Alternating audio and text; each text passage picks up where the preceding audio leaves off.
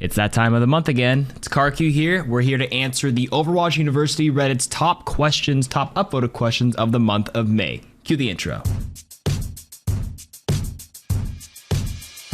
Top upvoted question for May was, anyone else feel like Hanzo is in every game on both teams? The answer, yes. Hanzo has risen up a lot recently in the hero tier list that I made, and anecdotally in all your matches as well, clearly, as this person has pointed out. The reason being, from my assumption, A, they're playing it in Overwatch League and high-level play, strictly because it's great for spamming a lot of shield, spamming Ramatcha's shield, DPSing down the Junker Queen, dragoning off the Kiriko Kitsune ult, but those are like hero-specific matchups. The more like indirect reasons why he went up was simply because Ashe and Cassidy got nerfed this patch in Season 4, right? Cassidy used to be the top hit scan choice, 225 HP, but they nerfed that. They nerfed the magnetic grenade. The Ashe Bob buildup was also nerfed a little bit in the beginning of Season 4. Along, actually, with a Hanzo buff, there was a small Hanzo buff where his leap cooldown went from 5 to 4 seconds. Now, 4 seconds doesn't feel like a lot on paper, but like having a mobility every 4 seconds does actually make quite a big difference. I remember in Overwatch 1, D.Va's booster used to be 5 seconds. They buffed it to 3, and like she was not played when it was 5 seconds. When they buffed it to 3 seconds, she was super OP. Then they re-nerfed it back to 4 as the middle ground. 4 seconds for movement ability is actually really good. It's on the very high end. I think a lot of the Overwatch roster to have some sort of movement to dodge something. So that certainly contributed to it, and I would say that's probably the reason why Hanzo's being played a lot. Oh, and also Sombra. Sombra was super popular in the beginning of Season 4. Hanzo's a great matchup into that as well. So favorable matchups, nerfs to Cass and Ashe, the other DPS options, and the small buff to Hanzo all have led to the rise of his play rate. Are Diamond players delusional, or am I just dumb? What? Ever since I had Diamond support on Diamond 3 and DPS Diamond 5, I've seen the most crazy, unfathomably delusional messages that are possible. Some of them I've never even heard about, so I just want to know if anyone has a clue where these delusions come from. A literal Lifeweaver one-trick screaming in match, GG, my other support is mentally disabled because I went Brig to try to peel for him. Enemy was playing Reaper Genji. He wanted to say, what kind of bozo plays Brig on defense when my whole team was screaming for him to switch? Had a Sombra player stop playing, just complain and chat for me to not heal him as he was 1v1 a widow about 3 brick walls away, or not healing him 3 brick walls away. Apparently I was meant to go more and follow him around, sticking my biotic heals up. Finally I had a widow insisting that I went Brig and stuck my shield in front of her nose the entire game so she would stop dying to a trolling battle mercy that was just pistoling her the whole game. These are in no way the majority of my matches, but I've never heard any of these sort of takes in anywhere outside of my Diamond games. My main question is Brig actually horrible on defense? I've never heard that before. I think Diamond is that funny rank where like Diamond is top 10%. Like they're smart and they've gotten to a pretty good rank, but they like still are missing a big portion of the fundamentals. I don't hear too many outrageous takes in GM1 top 500. They will definitely get a lot more popular as you rise up. Diamond's probably the peak, and then they'll taper down once you get like the really high level understanding. People won't really give you like weird takes like, has Brig hold a shield for me as Widow? Nobody does that in high elo.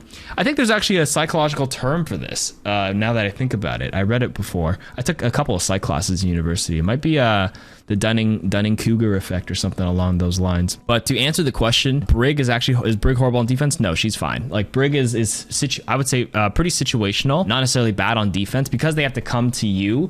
Sometimes like some people may feel like Brig does nothing until they get there, but you can be proactive on Brig. You can stand a little bit more aggressively, poke them out with your whip shot, and you are there to protect your other support, whether it's an Ana a lot of times or your Zenyatta. But then there's going to be times where you have to tempo and go aggressive and turn the tables on them as well. So it's not like she's bad inherently on defense. She's a bit more situational depending on your team's matchup and what the enemy team is running, but she's not inherently bad to answer that question. Top upvote question is, yeah, her value is more dependent on the enemy comp than attack and defense. Exactly. Diamonds are hella opinionated with all the worst opinions. True. Diamond might be the peak. Oh, I was right.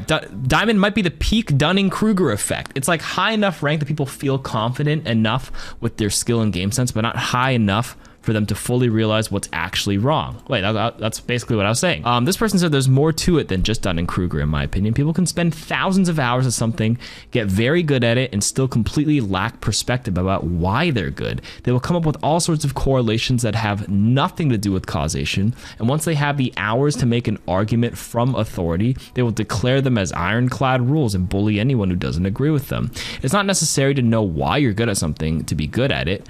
which is why coaching is actually a specialized skill that requires a lot more than just being successful at the skill you're teaching. This person said it perfectly. That reply is perfect. Way beyond the context of Overwatch, you hit the nail on the head. Yeah, no kidding. This guy described full-on personality trait of a lot of successful people.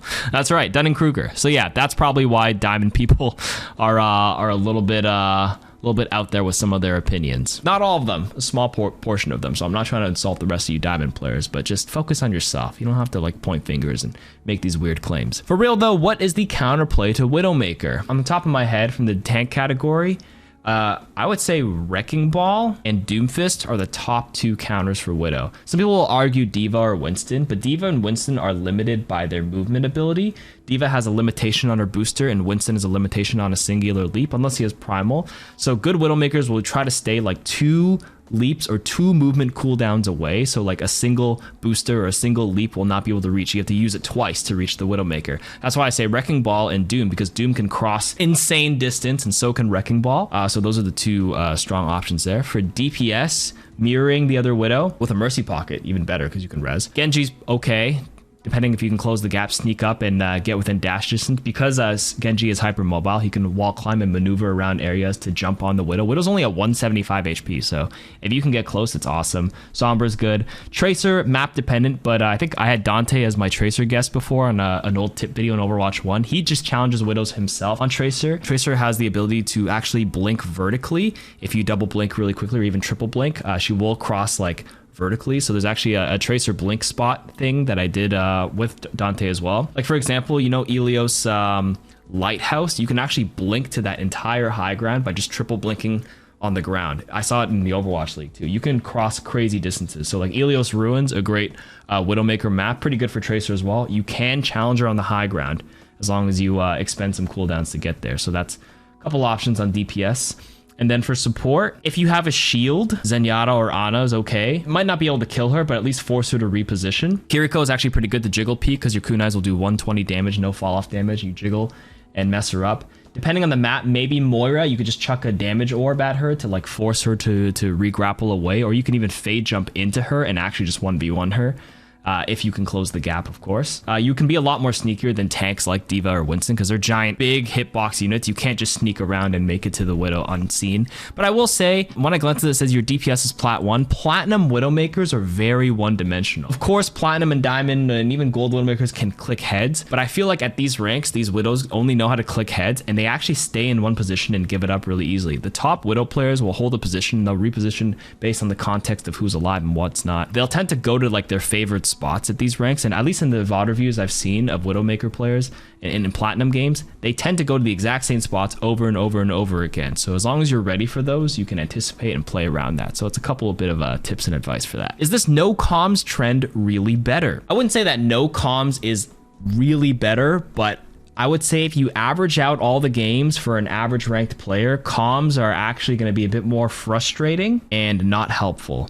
The way that comms can work at really high levels simply because they're fast, they're effective, and they give you vital information and you can synergize. Like the one downside, the one caveat, or the one big point of criticism by not being in comms is that you can't synergize certain things, which is very frustrating on its own. For most players, it tends to be more irritating than anything because people just start flaming or being toxic. You can give it a try. If you're with a closed group of friends and you're in a group, I would say definitely calm with them. But the best part is the ping system. The ping system isn't perfect. As long as you ping your targets and you can actually use the 3, 2, 1 countdown, you can get away with a lot more. And something that people don't know about with the ping is like when you ping an enemy person, it actually tells you how much HP they are based on the sound it makes and based on the little icon. You'll actually see like a little triangle for a skull, or like a square, or a different shape depending on their HP bar. So if you ping someone at full health, it's a regular ping. If they're at less than half, the ping is a different pitch, and there's an icon. I think it's a triangle. And if they're less than 25%, so their critical health, it's like a red triangle. I had it in an old tip video before, but that's just something that people don't know about the ping system. The ping system is better than you think. I'm supposed to be making a complete ping breakdown, and everybody for everybody to learn from, because everybody's using it wrong and they're just like missing all this vital information. How do you not lose awareness when boosting? When I boost into a target that I'm about to kill and I bump into them, I feel lost not knowing where to look. Biggest thing when you boost into D.Va is that you can melee to stop, or you should use the other option. I think by default it's toggle boost, so you press it once, you have to press it again to stop it. You can actually do hold to boost, so as soon as you get close to them, you let go. The boost is like pretty minor damage. The melee is a bit more impactful as long as you can add the melee to it. But if you boop them and they don't go very far, it's a small like little knock back. But you can stop yourself from the boop by meleeing or canceling the booster right in front of them. So you can blast them with your shotgun. Sometimes the boop actually creates too much distance where your shotguns do less damage and your micro missiles end up missing. And another tip for D.Va is that when they fly to someone, they just press micro missiles way too early and they'll like flare out and end up missing because they're too far away and it's too spread out. A lot of times you should get really close. If you're gonna bump them, you pop the micro missiles a bit later into the boost and then you blast them with it. You know, sometimes a lot of people just have like one singular target. For D.Va, I would say, and even for tanks, any sort of dive heroes, if you feel a bit lost, don't imagine the target you're going for, but imagine the entire map as like a chess field, right? Pretend you're a spectator, bird's eye view. If I do this, how is this person going to respond? Where's everybody else? You have to build like a map in your head, like a visual to help your understanding and spatial awareness as D.Va. Are tank diffs just team diffs? Tank diffs are probably the most noticeable. You can certainly have tank differentials. That's what they call it, where like one tank is better than the other. But a lot of times, like, it's just people out of sync to a tank's certain play style, which makes it feel like a lot more disproportionate than it actually is. It's just a lot more noticeable because not having the right space, not using the natural cover and using your cooldowns to bait enemy tank cooldowns and engaging properly makes a big difference. So I wouldn't say it's a completely team diff. It certainly can be. You can certainly get owned on tank by just like playing it incorrectly with the space and adjusting to your comp. If you have a tracer, you know, and you want to play something that can synergize and pressure with her, or if you have a more pokey comp, you have a Hanzo Widow on your team and you have like Bap Zen, what tank do you pick? You end up picking like D.Va. Not the best, simply because you have a very slow pick comp with Zenyatta, Widow, and Hanzo chilling in the back looking for picks. If you're D.Va trying to fly in, you're going to be stuck in no man's land waiting for resources like, hey Bap, hey Zen, heal me, I'm diving in, and Bap's just doing his best trying to chuck long grenades. It is a bit of a team synergy, but team diffs, it's a team game at the end of the day, right? So try to,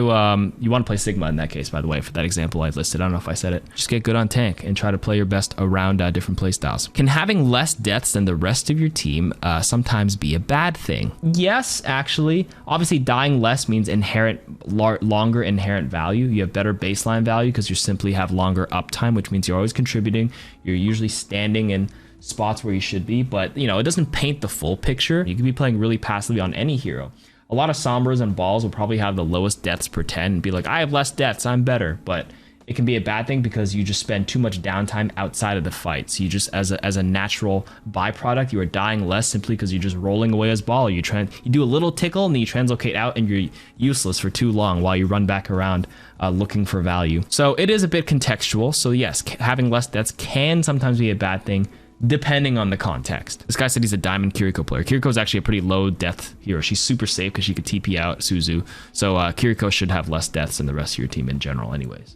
To answer that question. You can actually go on Overbuff or any site that pulls like the public profile API and filter by deaths per 10. And I'm pretty sure for supports, it's probably going to be like Mercy, Moira, maybe KarQ of the lowest deaths. For DPS, probably Sombra because she's out of the fight for a lot of average players, and same with Wrecking Ball. If you average it out across all ranks, it's going to change at Grandmaster. If you average it out, I'm pretty sure that's what it is. Someone can correct me if they're wrong, but I encourage you to look it up, overbuff.com, one of the public sites that pulls some data. Does Genji counter Ashe? My friend who's an Ashe main always complains when the enemy Genji dives and kills him. He says Genji hard counters Ashe. I wouldn't say hard counters. If Genji ever notices Ashe doesn't have a coach gun available, then it will be tough.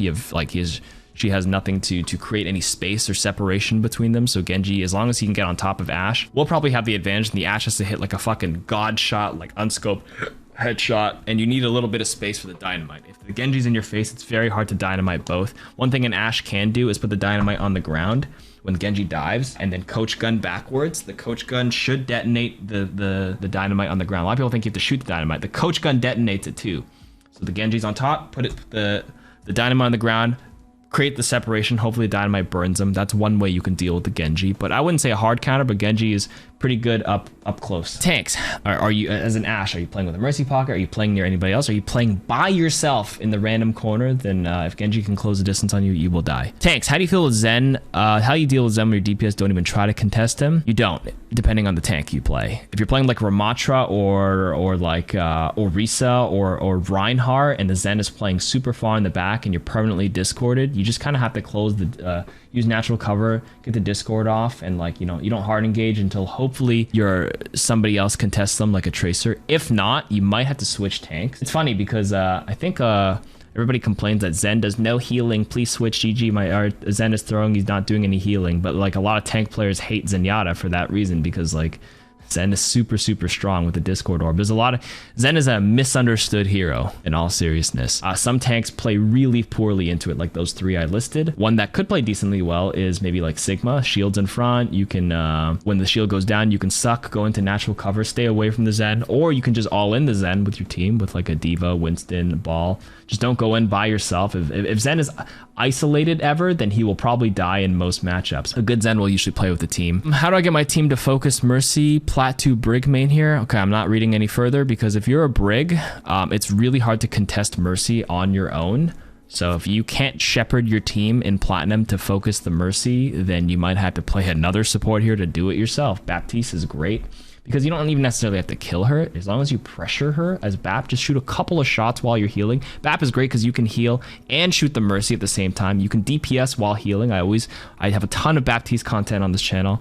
DPS, shoot DPS. As long as you DPS the Mercy a little bit, it'll stop her from auto-regenning, which has a lot of value, and it'll actually force her to panic and fly, and then that'll probably make her make a mistake, right? It's all about applying pressure in this game. But as a Brig itself, all you can do is like whip shot her and ping her as a Brig player. How did you get over role anxieties? Tank specifically. Tank feels stressful. Role anxiety, at the end of the game, at the end of the day, it's just a video game. You shouldn't lose any sleep over it. If it gives you anxiety, like, you just play quick play. Enjoy the game how you want to enjoy it. But if you're really looking to play, like, you know, ranked, but you have the role anxiety, just remember that like everybody in your match is the same rank as you. Someone can flame you all they want, like you are bad. Like if you play enough games, you will regress to where the game thinks your skill level is, and everybody else is at that rank, unless they're a big smurf and they're flaming you. Then we have issues. If a gold player and you're a gold tank and you have anxiety and they're like, wow, you're so bad on tank, be like, bitch, you're in the same rank as me. You're also gold.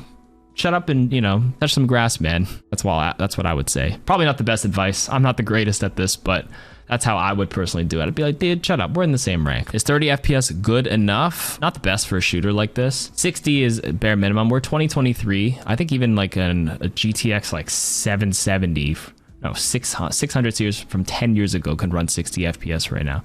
30 is like a integrated graphics card from a CPU. I'm pretty sure on an old laptop, but I think if you're at 60, you can hit a super high rank. There's an Owl Pro that played on a 60 FPS laptop for forever, but 30 might be sufficient. It's like serviceable, I guess. I used to play League of Legends on 18 FPS on my laptop in university. I've become bitter and dislike the game after 5 years despite being opposite. It's been 5 years. I would say play another game, man. Really quickly, rapid fire, average rank of the sub. Actually, I have no idea. Why is Moira a throw pick? Moira is not a throw pick. I think Moira is so good, especially in the lower ranks. I think Moira is like S tier all the way up to the highest ranks. Actually, I would even argue in solo queue, Moira is probably like A or S. S in the lower ranks, maybe bump down to A or B tier at the highest level, because, you know, utility and good players can maximize value. But like TikTok flank Moira, when done right, the highest levels generate so much value, like so much pressure. At the end of the day, the game is all about applying pressure, and Moira can apply pressure with flanking the Widowmaker, pressuring the Ana in the back line. I've gotten burned to death by good TikTok Moiras in top 500. So Moira's not a throw. Don't listen to that. People just like to complain. People complain about Zen. People complain about Moira being bad. People complain if it's not a meta hero, and then at the meta heroes, like sometimes not even like they don't even play to the best ability. Ignore them. What do you do when supports only focus on healing on the tank? You can play Tracer. You play Soldier. I think this is probably like a DPS player complaining about it. You can focus on your own play. Someone who's a bit more self-sufficient and can do things on their own, like or a Sombra. You can go for your health packs. You don't have to like worry about what your supports do. At the end of the day, you can only control what you do, and you have to adapt to how your team plays. And focus on yourself. Apply pressure where you can. How does dive counter Orisa? I've been seeing this everywhere, that to beat Orisa, you have to kill her backline. How do that when she has 2 CC options? You jump. Actually, as like a Winston and stuff, you actually just like jump over her. When I did my Orisa 1 tip, I think my guest Andrew said Winston's actually like a pretty solid matchup because he just ignores you and jumps with the Tracer into the backline. Again, this is high level play though, but Orisa's only good if you let her run into like an immobile backline. You just learn to play around it and you bank on her. The CC ability, the spin, javelin spin means she has to get close to you, and then the spear means she has to land that skill shot. So if you can jump past her, it does work. How do you stop your backline from dying when driving? What? Driving? As Doomfist? I mean, if you're applying pressure to the right people, sometimes you can't help the backline dying, unfortunately. How much should I heal or damage as a support? 50-50? I wouldn't say 50-50. I think Kiriko will have like on average 8k healing, like 3k damage or something. That's like what? 70-30? Or a little bit different, but that seems to be a good case. Awkward will say like more than 50% damage more often than healing because it's better value. But I think adapting and learning to balance it a bit more is good. So just don't be 100% healing or 100% damage. You still, when I know when Awkward says you're supposed to do damage, you do heal them enough to make sure they don't die, like so they're not like at the threat of dying. But focusing on damage is just like a mindset shift because people tend to be 90-10 or even 100-0. That is all for this this month's episode. Tune back in for June's Overwatch support, answering Reddit questions. I'll see you next time. KarQ out.